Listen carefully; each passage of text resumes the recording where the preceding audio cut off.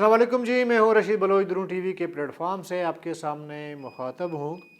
और आज का हमारा जो है मौजू है वर्ल्ड में जो हालात हैं उसके बाद बीएमपी के सरबराह सरदार अख्तर मैंगल ने वर्ल्ड से कोयटा तक लॉन्ग मार्च करने का ऐलान किया है। इस बारे में बात कर लेते हैं, लेकिन आगे बढ़ने से कबल आपने हमें सब्सक्राइब करना है और साथ में अपना फीडबैक भी देना है। अच्छा जी, एक तो कल जो मैंने तो डायरेक्ट व्लॉग नहीं की थी, लेकिन यह है कि मैंने साबिक बीएसओ के चेयरमैन मुईम खान साहब से एक इंटरव्यू किया था, सोलो इंटरव्यू की थी। तो उसमें अंदाज़ा ऐसा हुआ, बाद में मुझे फीडबैक भी आया, क्योंकि जब आप किसी का इंटरव्यू कर लेते हैं तो वो एक अमानत होता है आपके पास। आप उसको बगैर किसी एडिट के काट छांट के आपने उसको जो उन्होंने कहा है आपने उसको अपने नाज़रीन तक पहुंचाना होता है। तो उसी दयानत को मद्देनज़र रख कर मैंने मुईम खान साहब की जो इंटरव्यू है उसको मैंने द्रों टीवी पे मैंने उसका इंटरव्यू जो है वो अपलोड कर दी। बाद में बहुत सारे दोस्तों का मुझे मैसेजेस आए, फ़ोन आए, और मुझे भी रियलाइज़ पहले था जब मैंने इंटरव्यू किया, इंटरव्यू करके मैं निकल रहा था, अभी ये मेरे जहन में ये बातें गर्दिश कर रही थी कि यार मिसाल के तौर पर मुईम खान साहब बार बार BNYM को BMP कह रहे थे, और कुछ और चीज़ मतलब 88 को और 97 को मिला रहे थे, यानी कि 88 को BNM बनने का जो एक प्रोसेस था वो, और 97 को BMP बनने का, मुत्तहिदा BMP बनने का। हालांकि मेरे सवाल का परफेक्ट या उसका जो है पस मंज़र आप जो कहें कि BNM से लेकर BMP तक था, लेकिन या तो ज़रा की उम्र का एक हिस्सा ऐसा होता है जब बातें इंसान भूल जाता है, और मुमकिन है या मेरे सवाल समझ नहीं आए मुईम खान साहब को। कुछ चीज़ें गलतियाँ हुई, जैसे कि BNM को बार बार BMP कहना, या BMP को फिर BNM से जोड़ना, इस तरह की कुछ बातें हुई। और मैं ऐसे समझ रहा था कि मुईम खान साहब जो कहना चाह रहे हैं जो वो नहीं कह पा रहे थे। इस वजह से मेरे ख़्याल में चीज़ें आगे पीछे हुई। तो इस तरह के इंटरव्यूज़ होते रहते हैं। नाज़रीन को ये बताना मकसूद है कि इस तरह के जब इंटरव्यूज़ होते हैं तो कोई बंदा कुछ भी कह रहा हो, अपने माजी के बारे में सही कह रहा हो, गलत कह रहा हो, उसमें खामियां भी हो सकती हैं। नशर करने का या अपलोड करने का उस वीडियो को, उस इंटरव्यू को, मकसद ये होता है कि नाज़रीन फ़ैसला कर लें कि जो बंदा बात कर रहा है तारीख़ी हवाले से उसमें क्या गलत है क्या सही है। ये छोड़ना पड़ता है नाज़रीन पे। तो आप एज ए जर्नलिस्ट इंटरव्यू के दरमियान ये नहीं कह सकते कि जी नहीं आप गलत बोल रहे हैं, आप ये नहीं है, ऐसा इस तरह नहीं। आपने सवाल रखना होता है, उसका जवाब जैसे वो देना चाहे, उनकी जो मेहमान है आपका उसकी मर्ज़ी है जिस तरह देना चाहे। बहरहाल एक वजाहत थी मैंने आपके सामने की वो इस वजह से कि बहुत सारे मुझे फीडबैक आना शुरू हुए, फ़ोन मैसेजेस वगैरह, इस वजह से। अब जी आते हैं BMP के लॉन्ग मार्च पे। देखिए कोई 3 साढ़े 3 महीने का जो वर्ल्ड में जो है एक इशू तो चल रहा है। अभी बहुत सारे दोस्त हमसे पूछते हैं कि जी वर्ल्ड का मसला क्या है, और वो कबायली मसला है, सियासी मसला है, कोई और मसला है, मामला क्या है। देखिए जी, अगर BMP से आप पूछें तो BMP का एक मौक़िफ़ जिस दिन से मामला शुरू हुआ है, सरदार अख्तर जान मैंगल से हमारी एक मीटिंग, काफ़ी लंबी मीटिंग बातचीत हुई। ज़रा कि वर्ल्ड का मामला भी ज़ेरे गौर या ज़ेरे बहस आया। उनका एक मौक़िफ़ ये है कि जी देखें ये मामला सियासी है, मुझे बतौर BMP सरबराह प्रेशराइज़ करने के लिए ये मामला सामने रखा गया है बकौल सरदार अख्तर जान मैंगल के, कि इसके पस पर्दा कुछ मुहर्रिकात मौजूद हैं, कुछ प्लेयर मौजूद हैं। तो ये BMP का अपना मौक़िफ़। दूसरा जो फ़रीक है, अभी तक उनका मुझे वाज़े वैसे ही कोई मतलब मौक़िफ़ सियासी हवाले से सामने नहीं आया, ना हमारा कोई राबिता हुआ है। सच्ची बात है, वो राबिता भी नहीं हुआ है कोई इस तरह का कि हम कहें कि उनका ये मौक़िफ़ है। ویسے جو میڈیا میں خبریں آتی ہیں اس میں یہ ہے کہ شاید وہ ایک 35-40 ایکڑ کا زمین ہے وہاں پہ سردار اختر جان مینگل کی ملکیت تھی ایک دور میں، وہ پھر سردار عطا اللہ خان مینگل نے وہ میر نصیر مینگل کو شاید منتقل کر دیا، اس پہ دستبرداری کا سردار اختر جان مینگل یا سردار اسد مینگل کی طرف سے ان دوسرے فریق کو کہا جا رہا ہے کہ دستبردار وہ نہیں ہو رہے ہیں، اس وجہ سے یہ مورچہ بندی ہے۔ لیکن دو موقف ہیں، مجھے سردار اختر جان سے تو ظاہر ہے کہ ہمارے 1 to 1 آمنے سامنے بالمشافہ ملاقات ہوئی ہے اور باتیں ہوئی ہے۔ دوسرا جو فریق ہے میر شفیق مینگل یا ہم باقی ہیں، ان سے تو ہمارا رابطہ ہوا نہیں ہے، نہ ہم نے ان سے پوچھا ہے، نہ انہوں نے کبھی کوئی رابطہ کیا ہے، کوئی اپنا موقف دیا ہے۔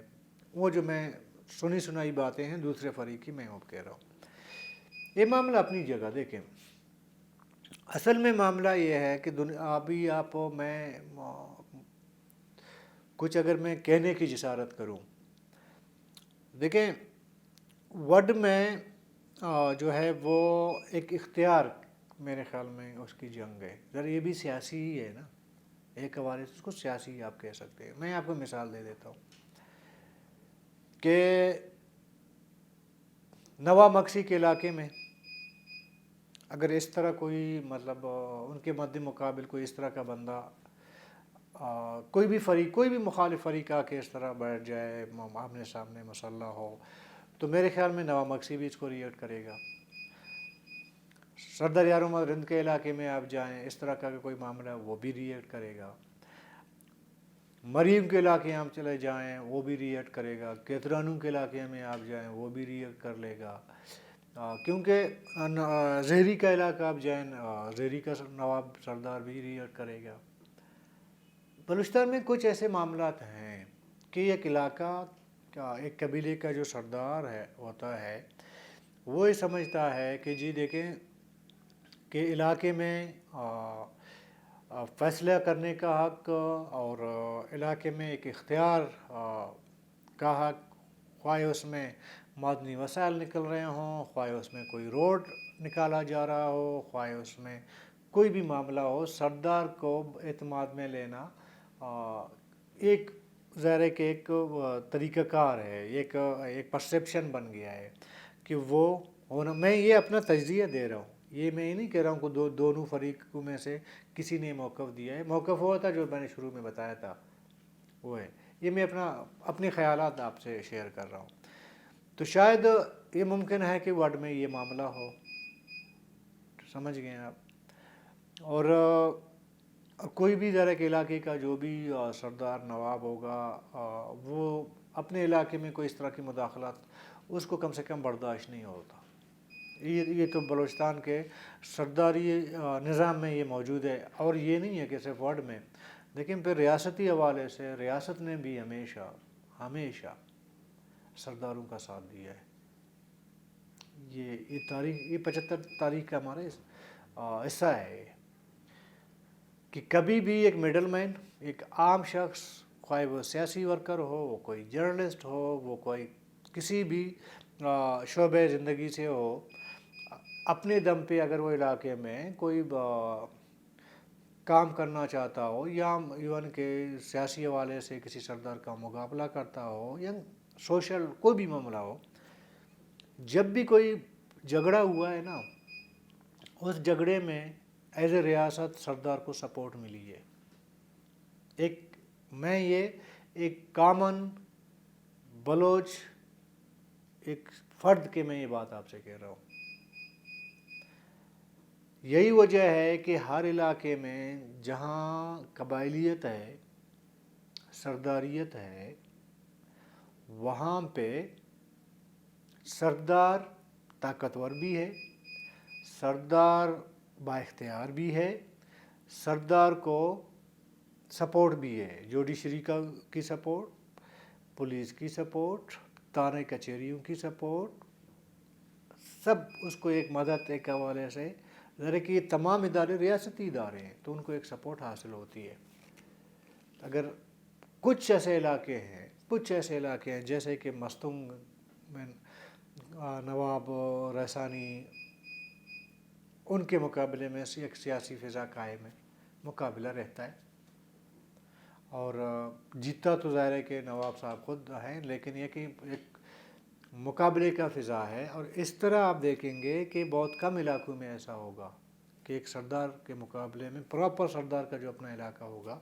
उसमें कोई मुकाबले का फ़िज़ा हो। आम बंदा मिडल मैन को तो अपने इलाके में कोई वो मतलब इजाज़त ही नहीं होती जाने की। मैं आपको एक छोटी सी मिसाल दे देता हूँ। सरदार रिम के मुकाबले में सियासी हवाले से डॉक्टर अब्दुल्लाही बलोच ने हमेशा मुकाबला किया है, मतलब इलेक्शन में फ़ाइट की बात कर रहा हूँ। तो सरदार के मुकाबले में डॉक्टर हाई बलोच साहब के अगर आप वोट रेशो देखें वो भी कम हुआ करता था। और उस तरह लाओ लश्कर डॉक्टर हाई बलोच साहब के पास नहीं होता कि वो पूरे एक लाओ लश्कर लेके जो है इलेक्शन कैंपेन के लिए निकलें। और ये भी ज़रा कि लोगों का एक मिजाज बन चुका है कि जितनी बड़ी गाड़ी होगी और जितना बड़ा असलिया बरदार लोग जितने होंगे उतना ज़्यादा जो है आपका एक शो होता है, पावर का एक शो आपके पास होता है, आप शो कर सकते हैं। तो अगले जो आपका वोटर है उसको इनडायरेक्टली आप एक मैसेज दे रहे हैं कि अगला जो मेरे मुकाबले में है मैं उससे बहुत ताकतवर हूँ। तो ज़ाहिर है कि सियासी जो माहौल है वो तो पनपने दिया नहीं गया। अगर दिया जाता, अगर जहाँ दिया गया है ना और जिस इलाके में दिया गया है तो उसमें भी मसला ये हुआ है कि कहीं ना कहीं किसी न किसी सरदार के साथ सरकार का कोई गड़बड़ हुआ होगा आपस में, तो फिर एक फरीक को उठा दिया गया है सरदार के मुकाबले में। ये भी फैक्ट है। जो सियासी या जमहूरी तरीक़ेकार है उसमें एज ए रियासत कभी भी गैर जानिबदार नहीं रहा है। सरदार के मुकाबले में जो भी आया है रियासत पर गैर जानिबदार नहीं रहा है, उसमें हमेशा सरदार का साथ दिया। जैसे मैंने कहा कि जितने भी रियासती इदारे उसमें जुडिशरी है, पुलिस है, थाने कचहरियाँ हैं, वो सब उसमें शामिल हैं। कि जब सपोर्ट देते तो रियासती एक इदारे की सपोर्ट होती है। वो पॉलिसी होती है या ना ही होती, रियासती पॉलिसी बनती है या होती है नहीं होती है वो अलग सवाल है, लेकिन सपोर्ट बहरहाल सरदार को मिला है। आहिस्ता आहिस्ता हुआ ये गुज़िश्ता 15 सालों से लें या 70 के बगावत के बाद लें आप, कहीं कहीं इलाकों में कुछ ऐसे लोग उभर के सामने आए हैं जिसे उर्फ़ आम में मिडिल क्लास कहा जाता है। जैसे हमारे अवारा में 45 साल से बिजनजो ख़ानदान, मीर अब्दुल करीम बिजनजो से ये सियासत शुरू होती है, मीर अब्दुल कुद्दूस बिजनजो तक आके पहुंचती है। इस तरह के लोग भी रियासत के सपोर्ट या हिमायत से उन्होंने भी इलाके में रूल किए, वो इख्तियार उनको मिला है। इस बात से कतई नज़र के अवारा जैसा इलाके जब 45 साल एक आम मेरी तरह मिडिल क्लास की कोई बंदा सियासत भी करता है, हुक्मरानी भी करता है, वो बलूचिस्तान का सबसे पसमानदा ज़िला है, इस सवाल से कतई नज़र ये तावन या सपोर्ट बलूचिस्तान के अवाम के मतलब उनके डेवलपमेंट, उनकी तालीम, सेहत से मशरूत नहीं होता। सिर्फ ये मशरूत होता है कि जो मुखालिफ है उसको ज़रा एक मैसेज कन्वे करने के लिए, उसको प्रेशराइज करने के लिए, उसको किसी तरीके से दबाव में लाने के लिए इस तरह के फिर मामला फिर पस मंज़र ये होते हैं। अभी ये नहीं पता कि ग्वाड का ये मामला क्यों है, इसमें ये मसला क्यों पैदा हुआ है। बहरहाल सरदार अख्तर जान मैंगल ने 22 अक्टूबर को रवां महीने के, आज जो मैं आपसे बात कर रहा हूँ 18 अक्टूबर है, 4 दिन बाद उन्होंने वड से कोयटा तक लॉन्ग मार्च का ऐलान कर दिया है। और 2 दिन कबल कोयटा शहर में बीएमपी ने एक एहतजाजी रैली निकाला था और एक एहतजाज प्रोटेस्ट रिकॉर्ड करवाया था। उसके फिर ज़िले इंतज़ामिया ने ان لوکل لیڈرشپ کے خلاف ایک ایف آئی آر یعنی قانونی ایک کارروائی کی ہے پیپر میں، یعنی کہ ایف آئی آر کاٹا ہے ان کے خلاف دفعہ 144 کے خلاف ورزی کرنے پر۔ کل بھی میں نے ایک بات کہی تھی، شاید پرسوں میں نے کہی تھی، کہ یہ ماحول جب نگران حکومت آتی ہے اس کا مقصد اور اس کو مطلب یہ سیٹ اپ لانے کا مقصد یہ ہوتا ہے کہ نگران گورنمنٹ عام انتخابات کی بہتر طریقے سے انتظامات کرے، ایک اچھا ماحول پرووائڈ کرے انتخابات کے لیے۔ تو ظاہر اس کے لیے پھر عوامی جلسے بھی ہوتے ہیں، جلوس بھی ہوتے ہیں، کارنر میٹنگز بھی ہوتے ہیں، الیکشن کیمپین بھی چلتا ہے، مخالفین ایک دوسرے کو رگڑتے بھی ہیں، مخالفت میں باتیں بھی ہوتی ہیں، سب کچھ ہوتا ہے اس میں۔ تو ایسے جب ایک ماحول آپ نے انتخابات کے لیے کریٹ کرنا ہے اور آپ کی ذمہ داری ہے کہ آپ انتخابات آپ نے کرانے ہیں اور اس کے لیے ایک سیاسی ماحول کو سازگار بنانا ہے، جب ڈسٹرکٹ کوئٹہ جیسے مطلب دارالحکومت ہے نا کوئٹہ، اس کا ڈسٹرکٹ انتظامیہ کہتی ہے کہ جی نہیں دفعہ 144 ہے، بلا کسی وجہ کے، مجھے سمجھ نہیں آئی یہ وجہ۔ اگر خدا نخواستہ کوئٹہ کے حالات اتنے حالات خراب ہو رہے ہوتے کہ یہاں پہ دن میں 2-4 دھماکے ہو رہے ہوتے، لوگ قتل ہو رہے ہوتے، چوریاں ہو رہی ہوتی، ڈاکہ زنی ہو رہی ہوتی، پھر شاید کوئی جواز بنتی ڈسٹرکٹ انتظامیہ کے لیے کہ وہ اس طرح کے کوئی قوانین جو ہے وہ نافذ کرتا۔ اور ایک بات اور میں آپ کو بتا دوں، ایک جو دفعہ 144 ہے نا، یہ انگریز دور میں یہ نافذ ہوا تھا، اور اس کا جو پس منظر ہے اس دفعہ کو شامل کرنے کا، وہ بیسیکلی انگریز سرکار کی مخالفت میں ایک بغاوت کی صورتحال بن رہی تھی، لوگ انگریز سرکار کے خلاف اٹھ کھڑے ہو رہے تھے، تو اس ٹائم انگریز نے دیکھا کہ کیا ایسا کیا جانا چاہیے تاکہ لوگوں کو ایک تھریٹ کم سے کم تھریٹ کا سامنا ہو، اگر ہم نے ایسی کوئی ایکٹیویٹی کی تو ہم جیل جا سکتے ہیں۔ اس ٹائم انگریز نے دفعہ 144 نافذ کر دیے، قانون بنا دیا، اور وہ قانون 100-150 سال ہو گئے ہیں اس کو، ابھی تک ہم اس کو امپوز کر دیتے ہیں۔ صرف یہ ہمارے پاس نہیں ہے، انڈیا کے پاس بھی دفعہ 144 ہے، ٹھیک ہے۔ ابھی جب B M P long march کرتی ہے، دیکھیں لانگ مارچ کوئٹہ تک، اگر حکومت، میں نگران حکومت کی بات کرتا ہوں، کہ اگر اس میں رکاوٹ ڈالے گی تو حالات ظاہر ہے کہ پھر خراب ہو سکتے ہیں سیاسی حوالے سے۔ تو بی ایم پی پھر ایک چھوٹی جماعت نہیں ہے، بی ایم پی کے پاس ایک اچھا خاصا گراس روٹ کا ورکر بھی موجود ہے، چاغی سے لے کر گوادر تک، آپ جتنا بھی آپ اس کو کمزور سمجھیں لیکن بی ایم پی بلوچ سیاست میں، بلوچ سوسائٹی میں ایک اپنا ایک اثر تو رکھتی ہے، اس سے تو آپ ڈینائی نہیں کر سکتے۔ تو پھر ظاہر ہے کہ بلوچستان میں پھر مظاہرے ہوں گے، مظاہروں کو آپ نے زبردستی آپ کو جو ہے اس کو آپ نے دبانا پڑے گا، ظاہر مظاہروں کو جس طرح کہ کوئٹہ میں ہوا ہے، پھر آپ کو دبانا پڑے گا، دبانے کے لیے آپ کو تشدد کا راستہ اختیار کرنا پڑے گا، لوگوں کو گرفتار کرنا پڑے گا، جیلوں میں ڈالنا پڑے گا۔ تو اس سے جو عام انتخابات کا جو ذمہ داری نگران حکومت کو دی گئی ہے وہ ظاہر متاثر ہو سکتی ہے۔ اگر نئی رکاوٹ ڈالتے be M P would say Quetta تک سردار اختر مینگل کی سربراہی میں، جب اگر آپ کوئی ایز اے نگران حکومت رکاوٹ نہیں ڈالیں گے، وہ جب کوئٹہ پہنچیں گے بی ایم پی کی اس احتجاج اس مارچ کی سربراہی کرتے ہوئے، تو پھر ظاہر ہے کہ کوئٹہ جیسے شہر میں 10-20-30-40 ہزار لوگ بھی آئیں گے۔ تو پھر وہ جو آپ نے قانون دفعہ 144 لگا دیا تھا یا لگا دیا ہے، جو ایف آئی آر کاٹیں، پھر تو وہ بھی آپ کو یہ وہ جو مارچ آ رہا ہوگا، یا تو آپ نے اس کو روکنا ہوگا یا پھر یہ دفعہ 144 آپ کو ختم کرنی ہوگی، نمبر 1۔ نمبر 2، فلسطین میں ایک ظاہر ہے کہ ایک اسرائیل کا ایک بڑا صفاقانہ ایک کارروائی جاری ہے،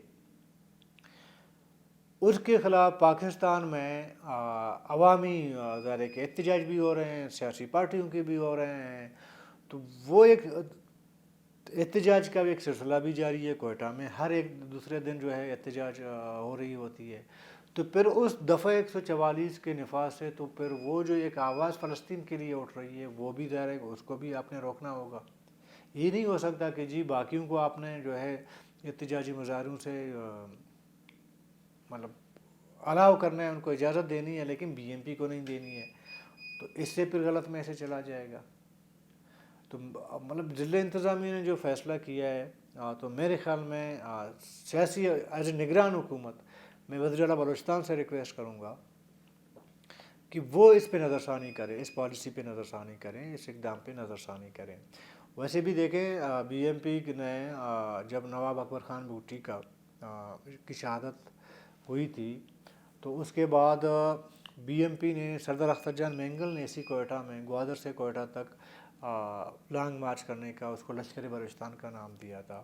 تو یہ پلان مطلب اس ٹائم میں آپ کو یہ صرف یاد دہانی کے لیے بتا رہا ہوں، بعد میں ہوا یہ تھا کہ سردار اختر مینگل کو ڈسٹرکٹ، اب تو ڈسٹرکٹ ہب ہے، پہلے ڈسٹرکٹ لسبیلا ہوا کرتی تھی، ان کو گرفتار کیا گیا، پھر اس کو ایک پنجرے میں بند کر دیا گیا۔ پھر سردار اختر جان نے یہ ایک ذرا کہ انکشاف کیا کہ جی انہیں مارنے کئی بار جو ہے اس کو مارنے کا جو ہے وہ ایک پلان بنایا گیا تھا مشرف رجیم کے دوران، اور وہ کئی بچ گئے ہیں، کہیں پہ جو ہے ان کو یہ بھی کہا جا رہا ہے کہ زہر بھی دیا گیا تھا لاک اپ کے اندر۔ اور اسی دوران شاید حسن جان گچکی جو سردار اختر جان مینگل کے پارٹی سے بھی تھے اور ان کے رشتہ دار تھے، میں ابھی اس کو اردو میں شاید میں اس کو صحیح وہ نہیں ایکسپلین کر سکوں، ان کا سالہ کہہ سکتے ہیں، وہ جو ہے وہ رشتے میں وہ ان کا سالہ تھے، وہ جیل کے اندر جو ہے وہ فوت ہو گئے ہیں۔ تو اس ٹائم بی ایم پی نے الزام اس ٹائم مشرف حکومت پہ لگائی تھی کہ ان کو زہر دے کے مار دیا گیا تھا۔ تو اس کے بعد آپ دیکھیں نا کتنی تلخیاں بڑھ گئی تھیں، تلخیاں کافی ساری بڑھ گئی تھی۔ ابھی ظاہر ہے کہ یہ ابھی ڈپینڈ کرتا ہے کہ آپ نے بلوچستان میں رواداری کی سیاست کو آپ نے فروغ دینا ہے، آگے بڑھانا ہے، یا تلخیوں کو بڑھانا ہے۔ اور میرا نہیں خیال کہ وڈ کا کوئی معاملہ اتنا بڑا گمبھیر معاملہ ہے کہ وہ ریاست کے بس سے باہر ہے، اور وہ سوائے جو ہے وہاں پہ ایف سی یا سیکورٹی فورسز ڈپلوائے کرنے کے کوئی اور راستہ نہیں ہے، راستے اور بھی موجود ہیں۔ اور جب اپیکس کمیٹی میں جو فیصلہ ہوا تھا 4 دن کی ٹائم دیا گیا تھا، تو اس میں سردار نوابزادہ حاجی لشکری رحسانی صاحب نے کہا تھا کہ ہمیں